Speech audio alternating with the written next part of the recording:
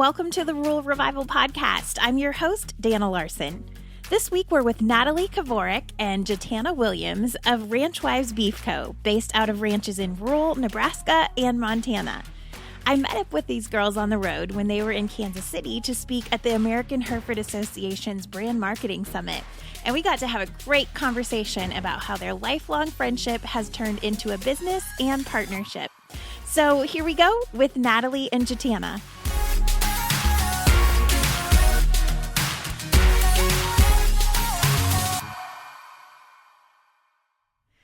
Well, we're here today with Natalie Kovarik and JaTanna Williams of Ranch Wives Beef Co.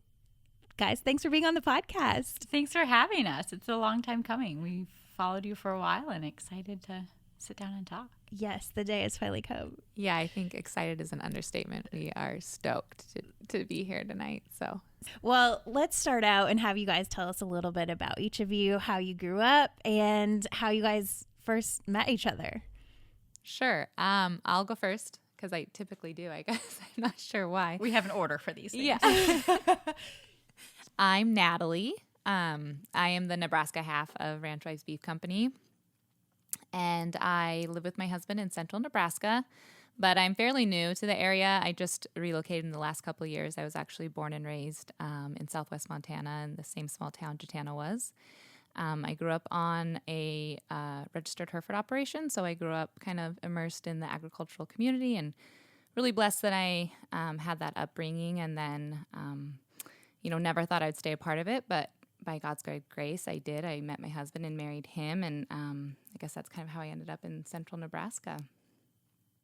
Yeah, my name is JaTanna. I'm the other half of Ranch Wives Beef Co. Like Natalie said, we grew up in the same little town. Do we still say sleepy towns? I'm not sure. In rural Montana, and a really small town. We graduated with a class of like 35, I think, 34. And Natalie and I have known each other since we were 7. I did not grow up in a ranching or ag family, but in a small town like that, it's hard to escape. And so all of my friends either had ranches or farmed. And so I was out running around with Natalie at 7, riding, what was that horse's name? Buckshot. And so I stayed around after going to pharmacy school. I came back and married my high school sweetheart. And we've been married for, I think, 8 years now. Don't quote me on that. And live in the same small town. My husband ranches with his dad and his grandpa. And they have been in that same location for over 150 years. So it was homesteaded in 1864. And my husband is a 6th generation rancher. So a lot of legacy there. And hopefully we don't screw it up. I think you're on a good path. Well, at some point you had this idea to collaborate and work together to start selling your beef. How did that all come about? Yeah, it's a good question. I mean, Natalie and I, we have quite a history of working together already. We went to grade school, high school, and then ended up in pharmacy school together and graduated in 2012 from pharmacy school. Worked together as clinical pharmacists, and then Natalie moved to Nebraska with her husband, and we continued to stay in touch like nightly.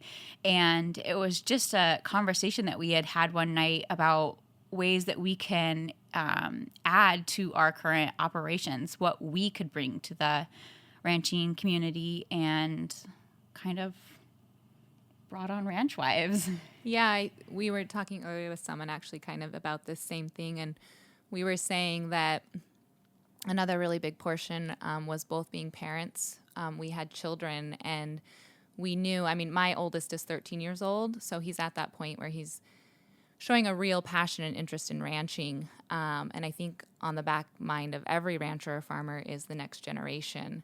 And so we were kind of, I think we just knew in our hearts that, if this is what our children wanted to do, we had to start contributing, and we needed to do something to ensure that there was something to pass on to them and something to give them. And I don't know, I guess when I think about being a mother of boys and boys on the ranches, I just wanted to do something that I could do with them all the time, you know, and be with them all the time on the ranch. And I don't know how it came, you know, that idea came out as Ranch Wives, but I'm sure glad it did. You know, I'm happy we're on this path. So once the idea kind of came to be, where did you start? It was quick. I mean, it was like one conversation. I have about a 40-minute drive from my pharmacy job home. And so Natalie and I talked quite frequently on those drives home. And we basically, you know, had decided, well, we want to sell ranch direct beef. Like, we want to get it to the consumer. We want to share our beef with America's dinner tables. And it wasn't a conversation of, well, are you going to do this? Am I going to do this? It was like all of a sudden, like, we were just in it together. And that just sparked a fire, really.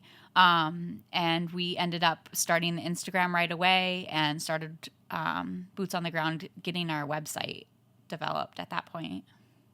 Yeah, we started with the Instagram page. I think by nature, I'm a very... Well, actually, when I had moved to Nebraska, I did not have a pharmacy job lined up. So I like wasn't doing anything. And before, I was a single mom who was working full time. So I went from this lifestyle of doing like working, you know, just on the go all the time, whether it was like working and then at my son's activities, you know, school, sports, everything. I felt like I was always on the go. And then I relocated and I had all this time. And so I think by nature, I'm a very like, I don't really think about things. I just kind of jump full force in. And so thankfully, JaTanna trusted me enough and took the jump with me immediately because I was like, perfect, I have time to do this right now. Let's get going. So like she said, it was really quick. We kind of just had one conversation. We didn't really think about it or discuss or logically sit down and create like a business plan. Is this going to work? What are we going to do? It was like, let's do it and we'll figure it out as we go.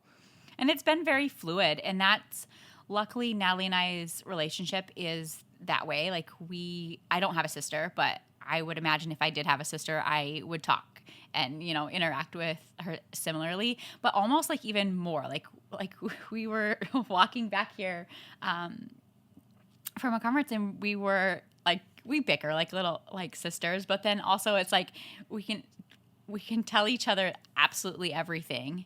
And going forward with a business model, with 100% trust in someone, I don't think people get that.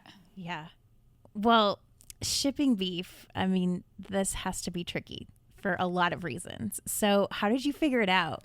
Because you had this great idea, but then you actually had to figure out a way to make it happen. Yeah, that happened. We were like, oh, so we actually have to figure all this out now. Like, oh, we're here. And it has been a learning curve, but I think we both, and I think maybe it goes back to that trust factor. You know, we've both seen each other in an academic setting and understand that we can both rise to the occasion to figure things out. And I think by nature, maybe we're both kind of problem solvers like that, where we just felt that anything we encountered on the way, we would be able to, and there's a lot that we've had to research, and we're very type A. And so we're able to delegate tasks and get all of our tasks out on paper and have worked well in, you know, splitting the load and getting that all done. There isn't this easy, like, manual. No, we kept looking for that. Like, we researched so many, like, what am I trying to say? Like shipping companies or like wholesalers? Well, like the Food and Drug Administration or like regulations. Yeah. And So all that regulations, kind of like beyond just shipping meat, the regulations are you know, wild, and to know which ones you need to follow and state regulations, USDA, it's a lot of information to soak in and not one good place to go and find that information. No, and I think in the beginning we were looking for that source. Like that's what we devoted our time to, was like, okay, we're going to find the manual that tells us what we need to do to ship beef and how you ship beef and, you know, kind of our step-by-step guide. And then somewhere along the way we realized that doesn't exist. We need to write our own manual essentially, and basically just through a lot of hard work and sleuing through websites and information and reading and just a lot of what we do is bouncing ideas off each other. You know, we trust each other's opinions and our gut instincts. And so it was like, well, what do you think about this liner? Or I researched this box. And what do you think about that? And usually it's just like going with each other's gut intuition of, you know, well, this is what I read and understood. And this is what I think about it. What do you think? And Yeah, and then to get that to translate to a website that we built ourselves was a lot of work. Getting like their shipping to match because we're not shipping like we're shipping one box, but every one of those boxes weighs a little bit different. And so to get that to translate into some kind of shipping costs, we've got it within cents, which seems wow. So there's just a huge amount of detail to figure out and to make a process smooth. Yeah. Part of the message you guys have created with Ranch Wives Beef Co. includes your love and respect for the livestock and the land and stewarding that well. Why is that important to you? Well, I mean, these are family businesses that we are essentially, I wouldn't say piggybacking off of, but we are, bringing value to a family business that has already been here. My husband's family has been ranching in the same location for over 150 years, and that is a legacy that no one would want to deteriorate or tarnish. And so to treat that land and keep it and hand it to a family member that makes it look better than we were given it, that's all we can ask for. And our husbands, they're amazing. They have a love for cattle that is it's a little silly. Yeah. It's a little silly. The way that they can talk about cattle, and I mean, the way women like will scroll through a phone and like fashion, they will do that for cattle. Like they legit have catalogs of cattle like laying everywhere, and will sit there and scroll through like photos, and it's like they love it.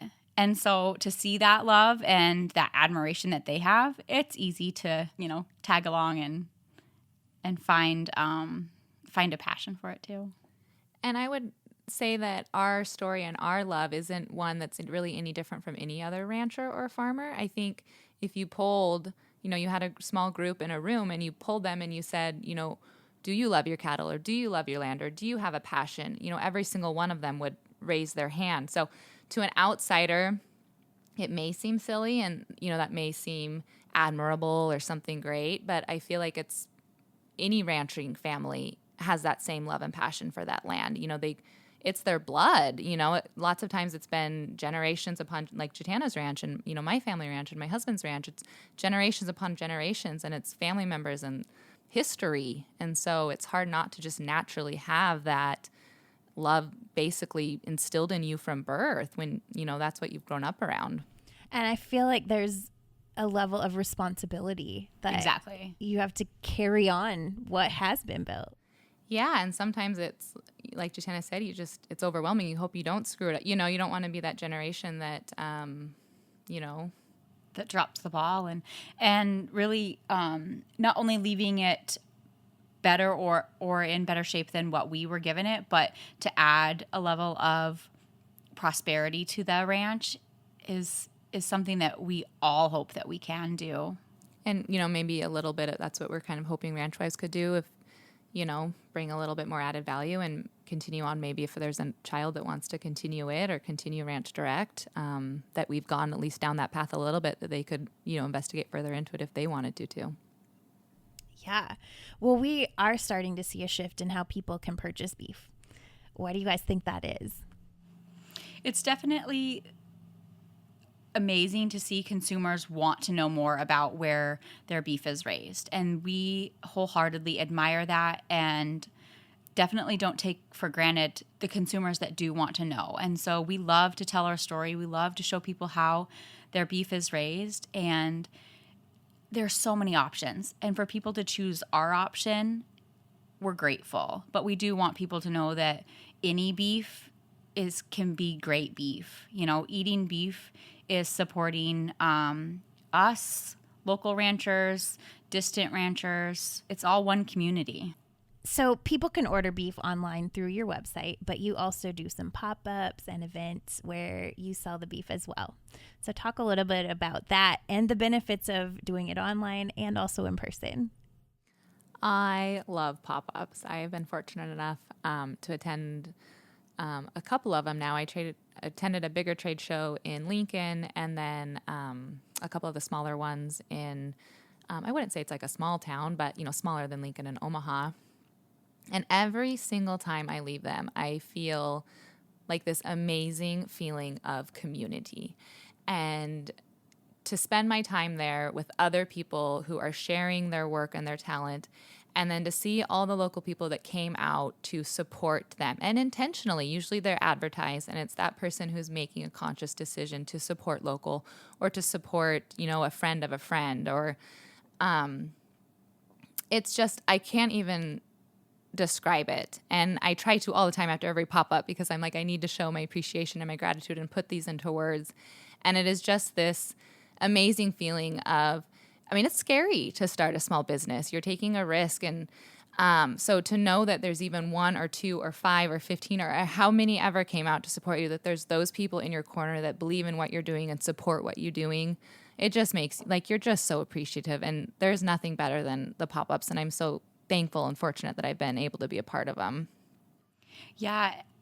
In Bozeman or the surrounding areas, I'm in Three Forks. So the support that we have there is even including ranching community members. Like, we have a ranching friend that has bought our beef for gifts. And how awesome is that? She has her own, cattle herd, and she's buying our beef. That's awesome. That speaks like mountains of words.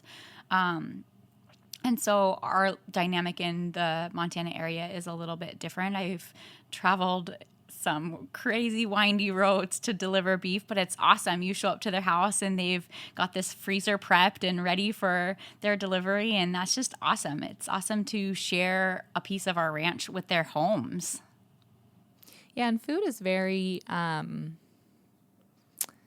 wouldn't say it's like emotional, but people have connection to food.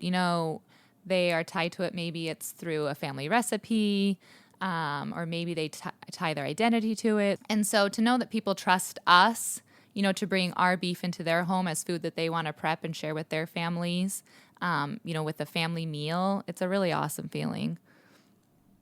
Yeah. So what is your favorite beef recipe? Oh, gosh. Well, I'm just a classic on the grill steak. I always joke that my last meal will be a filet and a baked potato, and not loaded. I just want like butter and cheese. I don't want sour cream or anything. What? No. Oh, goodness. My favorite recipe actually comes from my childhood, and my grandma used to make Swiss steak, and I don't know if everyone calls it Swiss steak. I'm thinking so, but anyways, it's a cube steak, so really inexpensive cut. And our butcher does an amazing job of tenderizing that. And my husband's family, they've been eating their beef for how many years? And that wasn't really something that they enjoyed in the past. And so it's funny to see them, like, if I'm going to make Swiss steak, they are all there waiting. That's awesome. Does that happen to be one of the recipes on your website? It's not. We have it on our Instagram. We have it on our Instagram highlights. But it's not on our website. I should probably do that. We'll link that in the show notes. Okay. So talk to us a little bit. What do you love about rural life and ranch living? The community, for sure. It's unlike anything else. I think people really talk about clean living. And they talk about clean living from a standpoint that I don't understand, because I've never really lived in that big city life. But to me, clean living is no available fast food. Like, it's awesome. If you want to make a meal, you go to the grocery store. And, we've got more bars than we do restaurants, And so it's a slow type of living, and it's wonderful. It's really, I wouldn't want anything else. No, it's really the best way to be raising a family. And I guess I shouldn't, speak for everyone, but I know it's the way that JaTanna and I want to be raising our family. And the town I live in is really small, so we have a critical access hospital. So it's a very tiny hospital, but that's where I work part-time. And after I had Jax, my youngest son, I was at home. It wasn't very long after he was born. And I think I was nursing or doing something where I was not like ready or appropriate to answer the door. And so I sent my oldest son, Tad, and I could hear him conversing at the door. And he came back and he's like, some guy, he wants to put a sign in our yard. He wasn't really like articulating very well what was going on. And I was like, what in the heck? So I got up and went out there, and it was someone from the hospital had come out. And whenever an employee has a baby, they bring these huge wooden storks that are hand carved and painted. The bundle is blue for a boy and pink for a girl. And then you put it out in your yard, and that way everyone knows that you've had your baby and everyone knows whether it was a boy or a girl. And I almost cried. I thought, this is the sweetest thing. I mean, we live out in the country. No one is going to see this sign. And yet they cared enough to bring this sign out so that if anyone by chance did drive by, they knew the Kovariks had their baby and it was a boy. And I thought, this is small town living. This is what being in a small town is all about. And it was just the most thoughtful thing. I'm going to cry now, and I cried then. I just thought, that's so beautiful. Absolutely. So what excites you most about the future of rural America? I think the revitalizing of rural America is amazing. It's the next generation bringing the even like web-based. Did someone say click to mortar? Yeah. Store. Like, that is amazing. That's where I think that we're going. Like, having that brick and mortar, but then also being able to take your rural business out on the World Wide Web and reach so many people across our nation, ship our goods. That's awesome. We're shipping a little piece of our home to everyone, to people around the world. So I think that's awesome. I loved that. Yeah, and it's fun, as JaTanna says, to ship a little part of, our ranch or our town, because we do love, small living so much, and we wish everyone could experience it. And there are so many great things about it that if we can even bring just the smallest portion, to someone in the city through our stories, if they feel like that they're out there in the field with us, or they can experience things that they wouldn't because of us, that's amazing. And that's part of why Ranch Wives was created. It was to be able to share those things and show what, real rural America is like, not the stereotype of it. Even there are some of the stereotypical things I love too, It's amazing to drive down a town that you've lived in for, 32 years and see businesses be renewed and that same storefront be utilized. Like, I love that. Things aren't being torn down. They're just being reused and repurposed. And I think that's awesome, and it's keeping people local. And I think that technology is honestly keeping people rural. Like, I think that's amazing. And for Natalie and I to be able to create a business where we take a small piece of our ranches and be able to ship it across America into America's dining tables and share a piece of our ranch with them, that speaks more than words. Yeah. So I'm curious, when you were growing up and you decided to be pharmacist, was your plan to go back to small town? Oh, gosh, no. Yeah. Okay. No. No.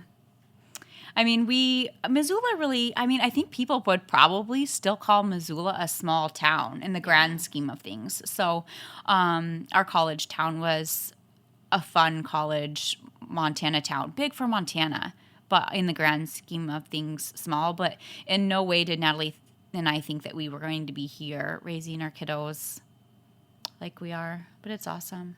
Yeah, I definitely didn't think so. Let alone in Nebraska, a small town in Nebraska.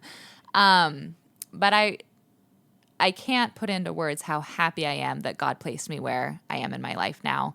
My son can walk after school to wherever he's going, whether it's to his grandparents' house or to a friend's house, and we're not worried about our children. And he gets to walk, by the town square that is lined with flags. And he gets to walk, with friends. And there's just something really magical about small towns. So Tyler and I were at the the closest grain elevator to us in Little Harrison, Montana. And I was sitting there waiting for him to pick out whatever he was getting. And I looked around and I could see from our truck 5 American flags. These aren't banks. They're not post offices.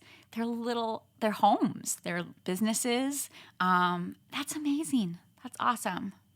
Yeah, our little, I guess, town square, you'd call it, is just the other day was lined with flags for Memorial Day. And it was the most, heartwarming thing to see. And to know that that's what our children are being raised around is really comforting. So let's talk a little bit more. You mentioned just what a challenge it was starting this and figuring out all of the different things that had to be involved with shipping beef and creating a website and building an Instagram following and all that stuff. What's some advice you have for someone starting a business? Because I think once you're in it, you realize that you have successes and you have failures and you just have to keep going. But what advice would you have for someone who's kind of in that beginning stage, just trying to figure it all out? Yeah, it's definitely doable, and trust yourself and know your worth, because there's all these resources out there. If you have the time to do it, it's wonderful to be able to pay someone to help you with a website or help you in developing your business. But if you have the time, you can do it. And Natalie and I, that's one thing that we have learned is just trust ourselves and trust our gut and our intuition that we are on the right path. Yeah, and I guess maybe like a tangible thing that I know it's personally helped me is having someone hold me accountable. I feel like if I potentially had started this by myself, I don't know if I would be where I'm at now. And part of it's because JaTanna, all the help she gives, but also I think it's because knowing that there's someone else counting on me holds me accountable to do what I said I was going to do or what we said we was going to do. So if there is someone that you can say, hey, I'm, starting my website and in 2 weeks, I want to have the homepage done. Can you ask me about that? So that's done. Because I know personally for me, that's really helped is having JaTanna be like, well, you said you were going to send that email. Have you sent that email? Oh yeah, right on it. I'll send that, send that email. So if I just think that, it's personally helped me and maybe that could help you. But. And even it could be your spouse, it could be your mom, it could be anyone.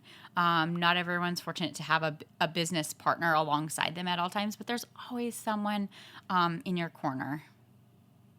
Yeah. So let's talk a little bit more about your partnership too, because I am so impressed of how you guys work together so well. But I know that's also not easy, and it probably helps that you've been lifelong friends, right? But still, how have you learned to navigate that and to come up with a system that works well for both of you? Yeah, it's definitely not for the faint of heart to work with your best friend.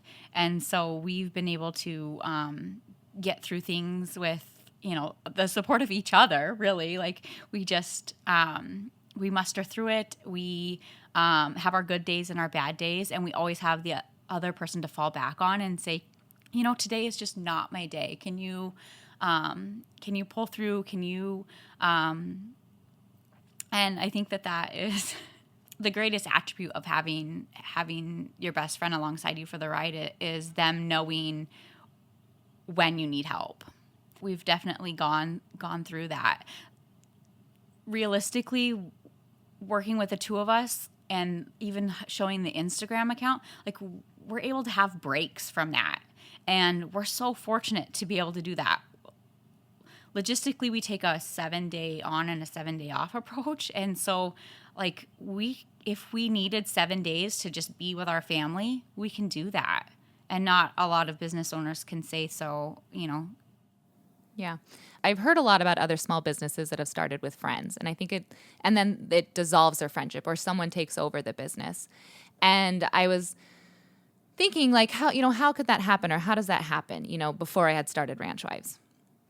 And then I started it and I said, oh man, I can see how that happens, because if JaTanna and I did not have the 25 plus years of foundation built on this, I could see where instances had come up or situations had been created that maybe would have said, this just isn't going to work out. Why don't you do it? Or, I'll do it, whatever it is.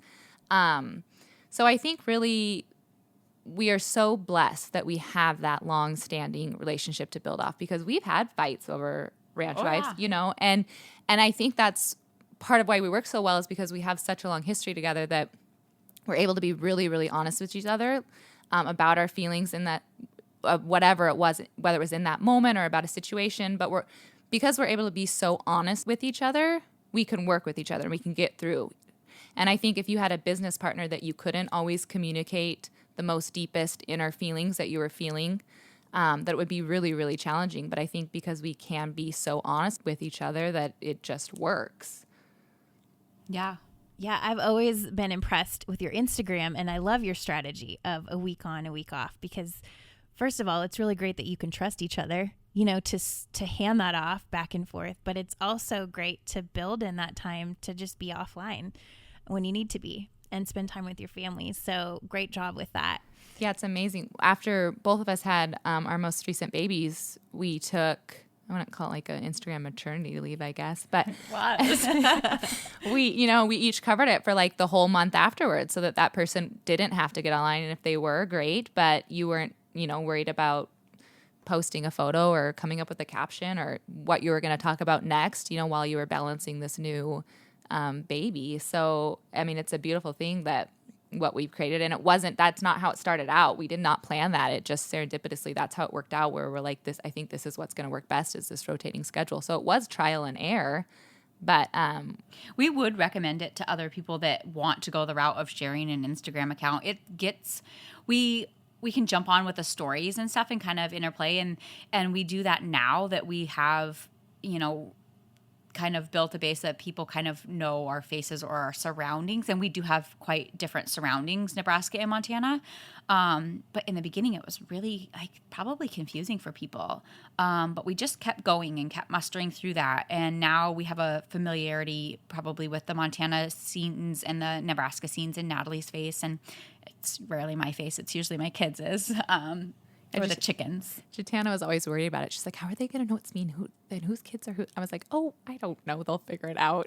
So we just mustered through it. You just have to just go, just do it. And so it's worked out. I think it's fun. Yeah, it's a blast. Yeah. Yeah. And I have fun just kind of, when you get on, you're like, ooh, where are we going to be at today? And it's fun. So I think you keep kind of the interest that way too. Yeah, and it's nice. I mean, we both do have off-ranch jobs. So there's not the stress of figuring out what you're going to post then, or, it's really great that it's a shared space for us. And that, like you said, we both trust each other to share. I mean, we're almost like one person in two bodies. So I don't feel like we ever worry that JaTanna would share something that I wouldn't, or vice versa, because, we share a lot of the same beliefs, and we were, raised a lot of the same way. And so I think everything that JaTanna posts is something that, I would want to share. So I just think that it works out really great that way, because we do have so many similarities. Most definitely. Talk a little bit about the power of social media, because you guys do, aside from just that part of your strategy, you do a great job with your Instagram account, and you've built a very loyal following, a great following. So talk a little bit about how that has helped propel your business too, and how you have approached that. Yeah. We're not only connecting with customers, but we're connecting with fellow ranch wives. And there is a real great community in the Instagram or in the social media, in the internet world, because as rural individuals, as farmers and ranchers, you're isolated otherwise. We're several miles from, at least I'm 13 miles from the nearest gas station. So to be able to pop onto Instagram and connect with people throughout your daily living, I think that speaks volumes for getting our word out there, showing other farmers and ranchers that they don't need to be so isolated. And it's amazing the things that people are sharing from their tractor. Like, how fun is that? We have these cute little kind of tractor wars with the boys. I think they're all in the South, aren't they? Where are they at? But isn't that fun? You can just poke. Yeah, and I think another really great thing about that, and why we have such a great following, if you want to call it that, or a supportive community, is because, there are some funny things that happen on a ranch and a farm, And I feel like people who are only on a ranch and a farm understand that and relate to that. And when it happens, you're like, no way, they do that too, or that has happened to them too. I can remember we posted, and we actually need to post more, but we posted, you're a farm and ranch kid and we told everyone to please comment stories and share stories. And I kid you not, there were some of the funniest ones on there that just made me laugh. And it was like, everyone was like, oh yes, same, me too. And so I think it's just real easy for this ag community. And I think that's why it's so strong, is because, you're kind of in the trenches together and you're going through everything together and experiencing, and it's just this natural kinship that comes out of it. Aren't cowboys too very poetic or very artistic? I feel like they have this way of telling stories that is just mesmerizing. I can listen to them just ramble off about anything and everything. I love to hear stories. I love to people watch, and that's something that I enjoy about Instagram, is that you can share those quirky stories, and it's almost like it's their creative outlet. And I guess to touch a little bit more, another really great thing about social media, or the power of it, is if you think about businesses in the past, they had to allocate a certain amount of funds to marketing and to advertising, and they were brainstorming ideas of how to get their product in front of people.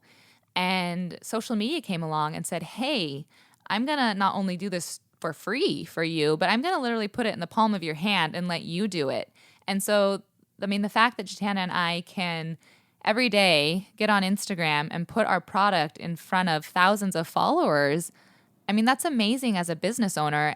And as a small business owner, it's even that much more amazing that we have that power and we got it for free. It's almost like sweat equity in a way. It is. And it's such a tool for the ag community, the ranching community, to show and tell our story. And that's what we really do want to get to with our colleagues and our fellow ranchers, is to tell their story. Be the people that write your story, because otherwise people are going to write it for you and they're going to do it wrong. It's a great word. Well, what's next for Ranch Wives Beef Co.? We don't know. We have no idea. No.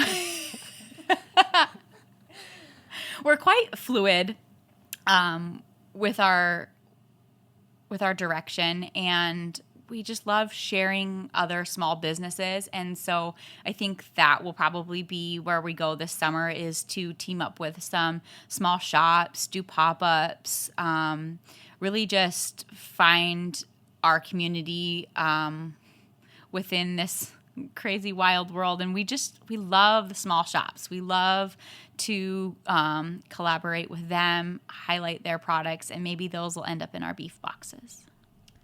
I like that. Okay. Yeah, and we're just staying open to anything that, comes down the path of Ranch Wives. If you had asked us, we recently had the opportunity to speak at a conference to other ranchers about kind of what JaTanna was saying, sharing your story and how to do that on social media. And if you had asked us if that was a goal or something we'd wanted to do, or if that was even on the forefront of our mind when we created this company, we would have been like, no. But we are so thankful for the opportunity. It was a blast and it was amazing. And so I think just keeping open for all those little things that come along that we didn't even know that we had a passion for, that we're interested in, is, also something that is, that JaTanna, both and I are looking forward to and want to keep open. Well, you guys, thanks so much for being on the podcast. This has been great. Oh, we appreciate it so much. And we've been waiting to meet you and speak with you. It's been awesome. Yeah, I was saying earlier, I feel like we've been really a part of each other's journey since day one. And so to finally come together, it's been really fun. Thanks for having us. You're welcome. To put a face to the voice that we've been hearing over all of our road trips. Well, I can't thank you guys enough for your support too. It's been, like we said, I think we're in our sophomore year now. Yeah. So we'll just keep going.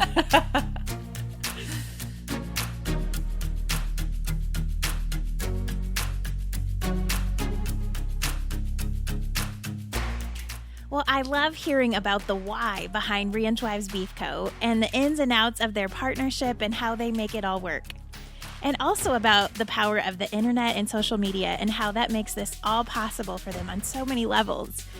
Well, huge thanks to Natalie and JaTanna for being on the podcast. This has been a long time coming.